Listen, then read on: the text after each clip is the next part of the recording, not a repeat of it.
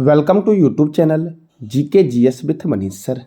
आज 3 अगस्त 2023 है और आज के जितने भी महत्वपूर्ण करंट अफेयर होंगे वो हम इस वीडियो में डिस्कस करेंगे। इस वीडियो का पीडीएफ टेलीग्राम पे मिलेगा जिसका लिंक वीडियो के डिस्क्रिप्शन बॉक्स में है। तो आइए शुरू करते हैं आज का महत्वपूर्ण करंट अफेयर। आज का पहला प्रश्न है, मुस्लिम महिला अधिकार दिवस कब मनाया जाता है साथियों? तो यह मनाया जाता है 1 अगस्त को। मुस्लिम महिला अधिकार दिवस कब मनाया जाता है? तो 1 अगस्त को मनाया जाता है। अब यह 1 अगस्त को क्यों मनाया जाता है? क्योंकि 3 तलाक विधेयक 1 अगस्त 2019 को संसद में मंजूरी प्रदान किया गया था इसे साथियों, इसीलिए मुस्लिम महिला अधिकार दिवस 1 अगस्त को मनाया जाता है। अब इस महीने में और भी महत्वपूर्ण दिवस मनाए गए हैं, जैसे कि विश्व लंग कैंसर दिवस 1 अगस्त, वर्ल्ड वाइड वेब डे साथियों, ये भी 1 अगस्त को मनाया जाता है क्योंकि टिम बर्नर्स-ली ने WWW का आविष्कार 1 अगस्त को किया साथियों, 1 अगस्त 1991 को किया था। साथियों, नेशनल माउंटेन क्लाइंबिंग डे कब मनाया गया? तो 1 अगस्त को मनाया गया है। अब अगला प्रश्न है आपका, हाल ही में किसने असम विधानसभा का नया भवन का उद्घाटन किया है साथियों? तो असम विधानसभा के नए भवन का उद्घाटन किया गया है ओम बिरला के द्वारा साथियों। लोकसभा अध्यक्ष है ओम बिरला। साथियों, ये दिख रहा होगा आपको इमेज में, यही है ओम बिरला जो कोटा से सांसद है साथियों। कोटा चंबल नदी के किनारे है साथियों। साथियों, आपको बताना है कमेंट बॉक्स में कि लोकसभा के प्रथम अध्यक्ष कौन थे, ये बताना है कमेंट बॉक्स में आपको। साथियों, ओम बिरला ने 30 जुलाई को गुवाहाटी में मुख्यमंत्री हेमंत बिस्वा शर्मा की उपस्थिति में असम विधायिका सभा के नए भवन का उद्घाटन किया है। साथियों, असम विधायिका सभा की स्थापना ऐसे कब हुई थी? तो 7 अप्रैल 1937 को हुई थी और असम में विधानसभा सीटों की संख्या जो है वो कितनी है? तो 126 है साथियों। अब असम, तो असम की राजधानी है दिसपुर। असम के गवर्नर हैं गुलाब चंद्र कटारिया और असम के मुख्यमंत्री हैं हेमंत बिस्वा शर्मा। यहाँ पर राज्यसभा 7 है और लोकसभा 14 है। मानस राष्ट्रीय उद्यान, नमेरी राष्ट्रीय उद्यान, राजीव गांधी औरंग राष्ट्रीय उद्यान। साथियों, राजीव गांधी औरंग राष्ट्रीय उद्यान का नया नाम हो गया है औरंग राष्ट्रीय उद्यान। चक्रशिला वन्यजीव अभयारण्य, नामबोर वन्यजीव अभयारण्य, देहिंग पटकाई राष्ट्रीय उद्यान, पोवा वन्यजीव अभयारण्य और रायमोना राष्ट्रीय उद्यान कहाँ हैं? तो असम में है साथियों। काजीरंगा राष्ट्रीय उद्यान भी असम में है जो एक सिंग वाला गेंडा के लिए प्रसिद्ध है। साथियों, गोपीनाथ बारदोली अंतर्राष्ट्रीय हवाई अड्डा गुवाहाटी में है। Doctor Bhupen Hazarika cricket stadium Guwahati में है और असम के तपोवन एनजीओ को चिल्ड्रेन हैप्पीनेस अवार्ड 2023 प्रदान किया गया है। अब अगला प्रश्न आपका है, हाल ही में दुनिया के सबसे बुजुर्ग व्यक्ति जोस पॉलिनो गोम्स का कितने वर्ष की अवस्था में निधन हुआ है? तो जोस पॉलिनो गोम्स का 127 वर्ष की अवस्था में निधन हुआ है और यह कहाँ के थे? तो ब्राज़ील के थे साथियों।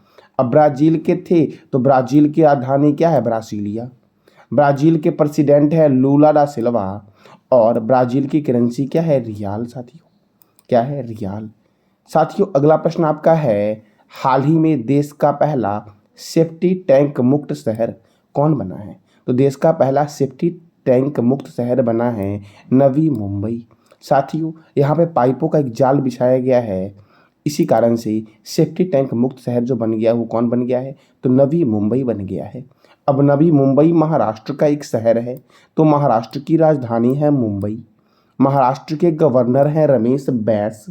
महाराष्ट्र के मुख्यमंत्री हैं एकनाथ शिंदे और यहाँ पर राज्यसभा 19 है और लोकसभा कितना है? तो 48 है साथियों। चंदोली राष्ट्रीय उद्यान, लोनार वन्यजीव अभयारण्य, गढ़चिरौली वन्यजीव अभयारण्य, मुक्ताई भवानी वन्यजीव अभयारण्य किस राज्य में है? तो महाराष्ट्र में है। साथियों, महाराष्ट्र के मुंबई में Tata institute of fundamental research, भारतीय भूचुंबकीय संस्थान, छत्रपति शिवाजी अंतर्राष्ट्रीय हवाई अड्डा, ये सारे कहाँ हैं? तो मुंबई में है साथियों। देखो, केंद्रीय कपास अनुसंधान केंद्र नागपुर में है। नेशनल केमिकल लेबोरेटरी का हेडक्वार्टर पुणे में है। इंडियन सेक्रेटरी प्रेस का हेडक्वार्टर पुणे में है। और भारतीय मौसम वेधशाला का हेडक्वार्टर भी कहाँ है? तो पुणे में है साथियों। भारतीय मौसम विज्ञान संस्थान का हेडक्वार्टर नई दिल्ली में, याद रखना। भाभा परमाणु अनुसंधान केंद्र मुंबई में है। साथियों, महाराष्ट्र के अंशुमन सबसे कम उम्र की में नॉर्थ चैनल को पार करने वाले पहले भारतीय बने हैं। और महाराष्ट्र ने ऊर्ध्वाधर अर्थात वर्टिकल विश्वविद्यालय परिसर को मंजूरी देने वाला देश का पहला राज्य बन गया है। दुनिया में पहला है साथियों अमेरिका। अगला प्रश्न आपका है, भारत किस शहर में पहली बार अंतर्राष्ट्रीय एथलेटिक यूनियन की 50 किलोमीटर विश्व चैंपियनशिप की मेजबानी कर रहा है साथियों? तो ये कर रहा है हैदराबाद। कौन कर रहा है? हैदराबाद कर रहा है साथियों। अब हैदराबाद कौन से रिवर के किनारे है? तो ये बताना है आपको कमेंट बॉक्स में। अब देखो, तेलंगाना की राजधानी है हैदराबाद और हैदराबाद में ही चार मीनार स्थित है। हुसैन सागर झील भी हैदराबाद में ही स्थित है। तेलंगाना के गवर्नर हैं तमिलसाई सौंदरराजन। तेलंगाना के मुख्यमंत्री हैं के चंद्रशेखर राव। और तेलंगाना की स्थापना हुई 2 जून 2014 को। कवाल वन्यजीव अभयारण्य, अमराबाद बाघ रिजर्व, कसु ब्रह्मानंद रेड्डी राष्ट्रीय उद्यान, ये सब कहाँ है? तेलंगाना में है। चार मीनार हैदराबाद में स्थित है और इसका निर्माण कुली कुतुब शाह ने करवाया था। हिमायत सागर और सरोवर नगर झील हैदराबाद में है। राजीव गांधी अंतर्राष्ट्रीय क्रिकेट स्टेडियम हैदराबाद में है। और पाक कला का शहर यूनेस्को के द्वारा हैदराबाद को घोषित किया गया है। UNESCO United Nation Educational Scientific and Cultural Organization. Kondapochampa Sagar परियोजना गोदावरी नदी पर है। कालेश्वरम परियोजना गोदावरी नदी पर है साथियों। समकाका सागर सिंचाई परियोजना गोदावरी नदी पर बना हुआ है। और राजीव गांधी अंतर्राष्ट्रीय हवाई अड्डा कहाँ है? तो हैदराबाद में है। और हैदराबाद साथियों मूसी रिवर के किनारे है। अब अगला प्रश्न आपका है, हाल ही में किस देश के क्रिकेट खिलाड़ी मोइन अली ने एसएच कप 2023 के बाद टेस्ट क्रिकेट से संन्यास लेने की घोषणा की है साथियों? तो मोइन अली ने साथियों अभी हाल ही में टेस्ट क्रिकेट से संन्यास लेने की घोषणा की है। और ये इंग्लैंड के खिलाड़ी हैं।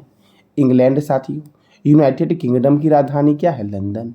यहाँ की करेंसी है पाउंड स्टर्लिंग और यहाँ के पीएम है ऋषि सुनक।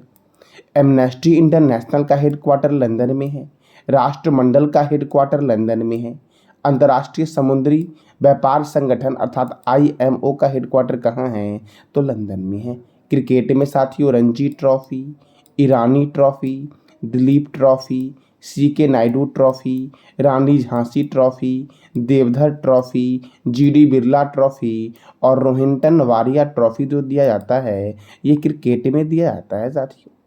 अगला प्रश्न आपका है, हाल ही में किस देश के फुटबॉल खिलाड़ी डिएगो गोडिन ने संन्यास लेने की घोषणा की है? तो ये उरुग्वे के फुटबॉल खिलाड़ी हैं साथियों, डिएगो गोडिन, जिन्होंने संन्यास लेने की घोषणा की है साथियों। अब फुटबॉल खिलाड़ी हैं तो फुटबॉल की शुरुआत हुई थी इंग्लैंड में और फुटबॉल की सर्वोच्च संस्था का नाम है federation international D football association, जिसका हेडक्वार्टर स्विट्जरलैंड के ज्यूरिख में है। और इसकी स्थापना हुई थी 21 मई 1904 को। और इसके प्रेसिडेंट कौन है? तो गियानी इन्फेंटिनो है इसके प्रेसिडेंट साथियों।